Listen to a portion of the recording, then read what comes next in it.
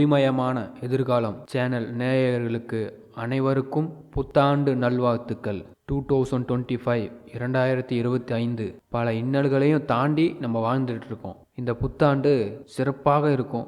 நிச்சயமா 2025ஆம் ஆண்டு என்னென்ன திருப்பங்கள் வரப்போகுது, நம்ம வாழ்க்கையில் திருப்பங்கள் அது வரட்டும், அது ஏதாவது ஒரு ரூபத்தில் கண்டிப்பாக வரும். ஆனால் திருப்பங்களை நாம் எப்படி வரவேற்கிறது?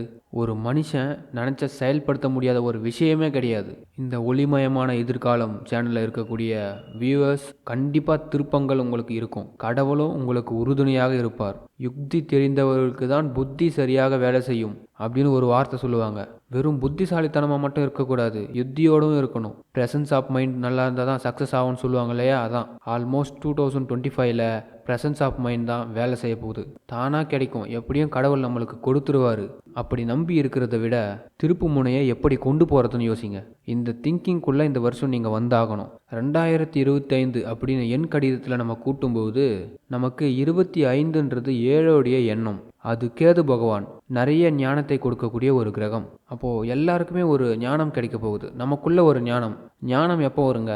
ஞானம் எப்போ கிடைக்கும்? ஒரு மனிதனுக்கு மிகப்பெரிய கஷ்டம் வரும்போது, அவனுக்கு இஷ்டமே இல்லாத ஒரு காரியத்தை செய்யும்போது தான் ஞானம் கிடைக்கும். ஒரு விருப்பமே இல்லாமல் இருக்கேன், அந்த காரியத்தை நான் செய்ய வேண்டிய கட்டாயம், அந்த கட்டாயத்தோடு நான் செய்யும்போது எந்த விதமான சந்தோஷமும் எனக்கு இருக்காது. அப்போ அவன் நினைப்பான், என்னடா இது, நம்ம வாழ்க்கையில் எதுவுமே நம்ம விருப்பப்பட்ட மாதிரி நடக்கலை, சும்மா கடமைக்கு வாழ்ந்துட்டு இருக்கிறேன். குழந்தை இருக்குது, புள்ள இருக்குது, புருஷன் இருக்கான், பொண்டாட்டி இருக்கான்னு கடமைக்கு வாழ்ந்துட்டு இருப்பீங்க. எந்த விதத்திலும் எனக்கு ஒரு நிம்மதி இல்லையேன்னு ஏங்கிட்டு இருப்பீங்க. இப்படி பல இடத்துல நம்ம சந்தோஷமாக இல்லை. இந்த சந்தோஷம் இல்லைன்னும் போது தான் ஞானம் வரும். இதை எப்படி நம்ம பெறுவது? இந்த சந்தோஷத்தை எப்படி பெறுவது? அப்போ என்ன அர்த்தம்? ஞானத்தை கொடுக்கக்கூடிய வருஷமாக இது இருக்குது. பல அற்புதங்கள் நடக்க போகுது நம்ம எல்லாருக்குமே. அதாவது இந்த மிதுன ராசிக்காரங்களை பார்த்து பொறாமப்படக்கூடிய ஜென்மங்கள் நிறைய இருக்குது. அதாவது நீங்கள் எப்படியாச்சும் சிக்கிடணும், உங்களை சிரமப்பட வைக்கணும் அப்படின்னு பல பேர் நினைக்கிறாங்க. அந்த மாதிரி பொறாமப்படக்கூடியவர்கள், கெட்டதே நினைக்கக்கூடியவர்கள், இவர்களுடைய மத்தியில் இருந்து வாழ்க்கையில் மிகப்பெரிய யோகம் கிடைக்க போகுது இந்த 2025ஆம் ஆண்டு. மொதல் விஷயம், உறவுகளும் நட்புகளும் ஒன்றாக இருந்தால் தான் நமக்கு வாழ்க்கையிலே சந்தோஷம். ஆனால் மிதுன ராசிக்காரங்களுக்கு அப்படியா இருக்குது? இல்லை. நல்லது உங்கள் முன்னாடி போகுது, கெட்டது உங்கள் பின்னாடி வருது. நீங்கள் நல்லதை நோக்கி தான் போகணும். கெட்டதை பற்றி கொஞ்சம் கூட யோசிக்காதீங்க. உங்களுக்கு நல்ல நேரம் ஆரம்பம் ஆயிடுச்சு. உங்களை அழிப்பதற்கு இனி யாரும் கிடையாது, உங்களை தடுப்பதற்கும் யாரும் கிடையாது. நீங்கள் என்ன நினைக்கிறீங்களோ அது சரியான எண்ணமாக தான் இருக்கும். ஏன்னா சிவனும் நாராயணனும் உங்களுக்கு அனுகிரகம் பெற்று உங்களுக்கு கொடுத்துக்கிட்டே இருக்காரு. ஒருத்தவங்களுக்கு சிவன் கொடுப்பாரு, பெருமாள் கொடுக்க மாட்டார். ஆனால் உங்களுக்கு பெருமானும் கொடுப்பாரு, சிவ பெருமானும் கொடுப்பாரு. அதனால் 2025 ஃபஸ்ட் கிளாஸான வருஷம், ஆனந்தமான வருஷம், திருப்தியான வருஷம், அங்கீகாரம் கிடைக்கக்கூடிய வருஷம். ஒரு ஆபத்துலேருந்து என்னை காப்பாற்றிட்ட கடவுளே அப்படின்னு ஆனந்தமாக சொல்லக்கூடிய ஆண்டு. பெரும் கஷ்டத்தில் இருந்தோம், துயரத்தில் இருந்தோம் மீட்கக்கூடிய ஆண்டு. எவ்வளோ பிரச்சனை இருந்தாலும் சமாளிச்சுட்டு தான் இன்றைக்கும் இருக்கீங்க. ஆனால் அந்த பிரச்சனைகளும் இல்லாமல் வாழக்கூடிய காலமாக இந்த 2025 அமைகிறது. இதுக்கு நீங்கள் தயாராக இருங்க. உங்களுடைய ஆட்டம் ஆரம்பம். இந்த ஆரம்பத்தில் யாரும் தடையே பண்ண முடியாது. நீங்கள் குடும்ப வாழ்க்கையிலையும் சந்தோஷமாக இருக்க போகிறீங்க, அலுவலகத்துலேயும் ஆனந்தமாக இருக்க போகிறீங்க, பதவிகள் பட்டங்கள் பெற போகிறீங்க. இன்னும் சொல்லப்போனால் கலை உலகத்தில் இருக்கக்கூடிய நபர்களுக்கு பிரம்மாண்டமான யோகம் இருக்குது. ஆன்மீகத்தில் இருக்கக்கூடியவங்களுக்கு நிச்சயம் எக்காரணத்து கொண்டும் எந்த பிரச்சனை வந்தாலும் தீர்ந்துடும். இதனால் பெஸ்ட் இயராக இருக்க போகுது இந்த வருஷம். ஒளிமயமான எதிர்காலம் பார்வையாளருக்கு அனைவருக்கும் புத்தாண்டு நல்வாழ்த்துக்கள். மீண்டும் நான் ஒரு முறை சொல்லிக்கிறேன். மிதுன ராசியில் பிறந்த நீங்கள் குடும்ப விஷயங்களில் கொஞ்சம் பொறுத்து தான் போயிட்டுருக்கீங்க. குடும்பத்தில் ஒரு பிரச்சனை உண்டாகிடக்கூடாது, நம்மளால் ஒரு பிரச்சனை வந்துடக்கூடாது, நம்மளால் ஒரு விஷயம் நடந்துடக்கூடாது, பொறுத்துட்டு இருக்கீங்க.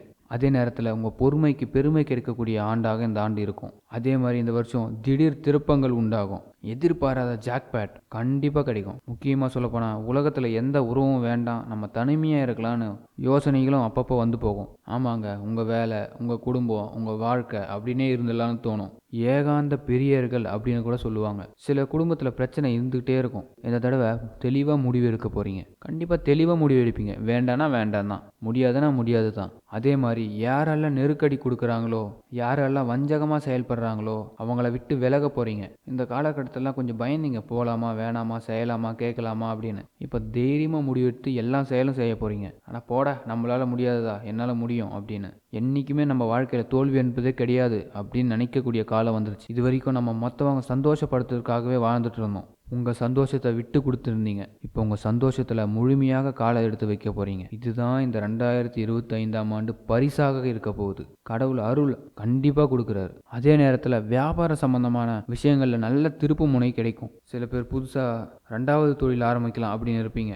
அதுவும் கைகூடும், சக்ஸஸ் ஆகும். அதே மாதிரி இந்த ஆண்டு பணம் ரெட்டிப்பு வழியில் வரக்கூடிய வாய்ப்பு அதிகமாக இருக்கிறது. உங்களுடைய பதவிகள் உயர்வதற்கான நல்ல வாய்ப்பு இருக்கிறது. அதே மாதிரி உங்களுக்கு தொந்தரவு கொடுத்துருந்தவங்க இனி விலகுவாங்க. பலம் அதனால் அதிகரிக்கும். திருப்பதி வெங்கடாஜலபதியை பிரார்த்தனை பண்ணிக்கோங்க. சனிக்கிழமை பெருமாளுக்கு ஒரு நெய் தீபம் போட்டுவாங்க. வியாழக்கிழமை குரு தட்சிணாமூர்த்திக்கு ஒரு நெய் தீபம் போட்டுவாங்க. இந்த 2025 முழுமையாக இதை செஞ்சுட்டு வாங்க. சனிக்கிழமை பெருமாளுக்கு, வியாழக்கிழமை தட்சிணாமூர்த்திக்கு தொடர்ந்து போட்டுவாங்க. ஒயிட் கலர் நல்லா யூஸ் பண்ணுங்கள். எல்லோ கலர் நிறைய யூஸ் பண்ணுங்கள். க்ரீன் கலரும் நிறைய யூஸ் பண்ணுங்கள். நிச்சயம் உங்கள் வாழ்க்கையில் மேன்மையான நிலை ஏற்படும். அது மட்டும் இல்லை, ஆரஞ்சு கலரும் உங்களுக்கு ரொம்ப பெஸ்ட்டு. எந்த இடத்துக்கு போனாலும் ஒரு ஆரஞ்சு கலரை கையில் வச்சுக்கோங்க. கண்டிப்பாக உங்களுக்கு பெரிய சக்ஸஸ் ஆகும். இந்த வருஷம் பொறுத்த வரைக்கும் 4 நட்சத்திரமும் உங்களுக்கு சகாயமாக இருக்கும். அதில் எந்த குறையும் இல்லை. அடுத்தது பூமி சம்பந்தமான பிரச்சனைகள் தீர்வுக்கு வரும். அதே மாதிரி நண்பர்கள் மூலியமாக சில வர வேண்டிய பணங்களும் வந்து சேரும். அதுவும் நீங்கள் எதிர்பார்த்த இடத்துலையே பணம் கிடைக்கும். மின்சாரம் சம்பந்தமான விஷயங்களில் கொஞ்சம் கவனம் தேவை. ஏதோ ஒரு ஞாபகத்தில் இன்னொரு செயலும் மறந்துடுறீங்க. அதே மாதிரி மின்சாரம், மோட்டார் சம்பந்தமான விஷயத்தில் கொஞ்சம் ஜாக்கிரதையாக இருங்க. இதுக்கெல்லாம் என்ன காரணம்? சனி பகவான் 3 பெயர்ச்சி வருது 2025. இதில் சனி என்ன பண்ணுறாரு உங்கள் ஜாதகத்திற்கு?